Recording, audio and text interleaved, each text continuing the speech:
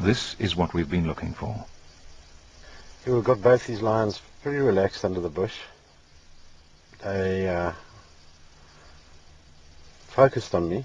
Definitely haven't gone to sleep. So what I'm going to do is sneak out this side of the car, keeping my body hidden behind the vehicle. Once I realize that they're completely relaxed with me outside the car, I'm going to get down on all fours and crawl towards them. And that should create some interest. And hopefully it's not too much interest. There's no written recipe on how to approach lions on all fours. So for you folks back at home, don't try this.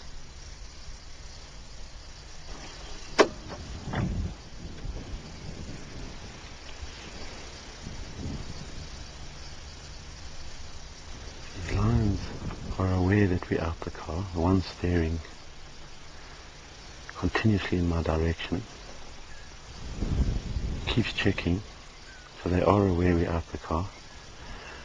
As an upright human, he'd be scared of me. If I went down on all fours, it'll change his attitude. Let's just show you.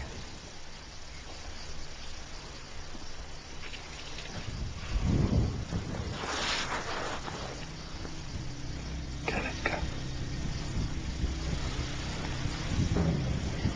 Come behind me.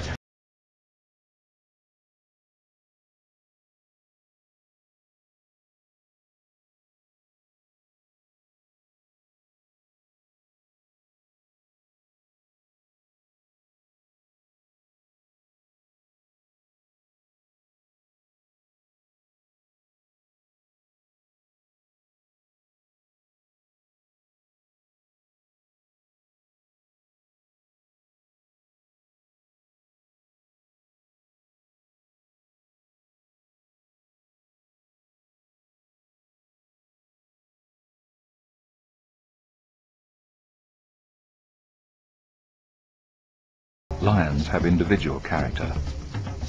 Mike will be meeting the more confident one.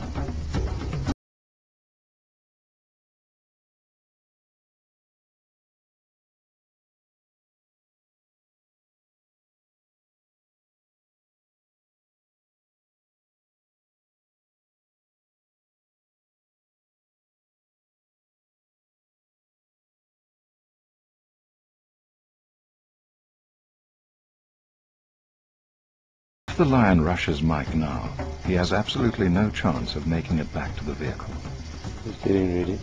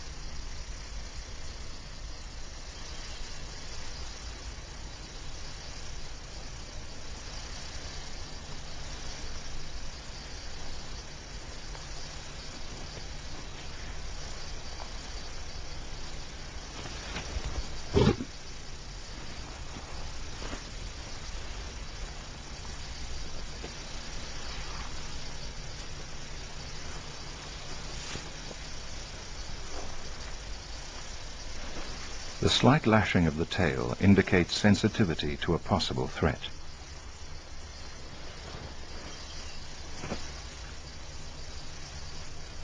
Mike has spoken of floating over the edge of the lion's comfort zone.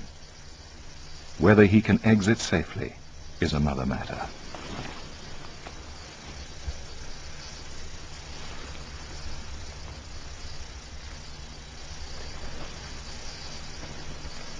The second lion seems to be regaining its confidence. If it joins the proceedings, Mike's situation will become doubly precarious.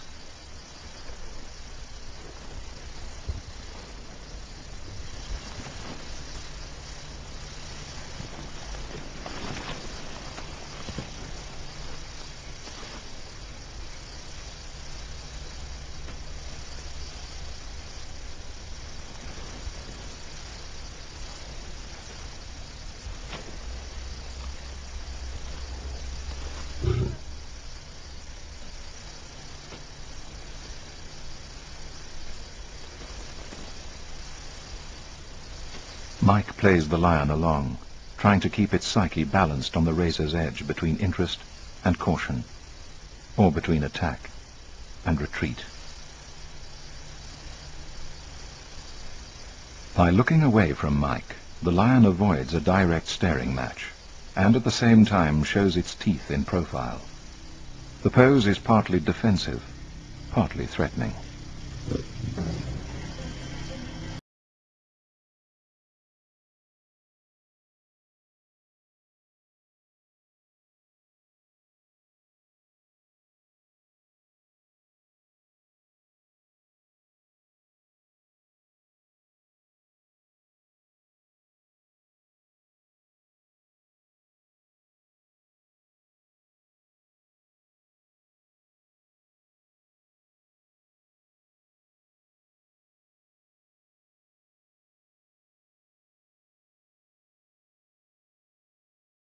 Mike lies back in the grass.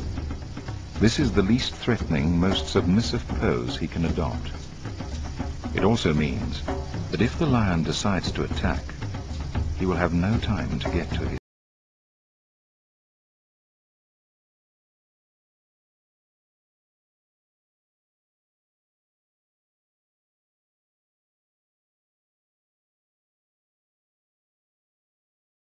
exploratory jab with a paw could remove Mike's face.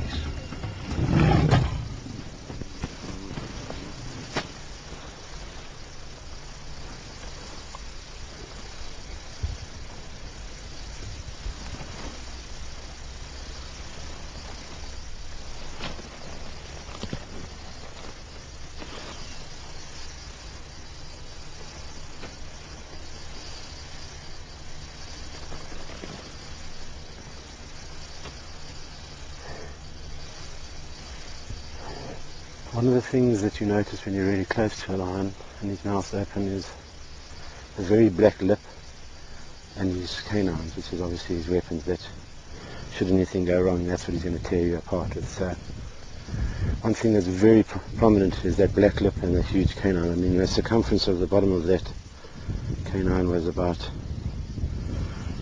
bigger than $1, you know, so very sharp. I could even see the saliva on his lips.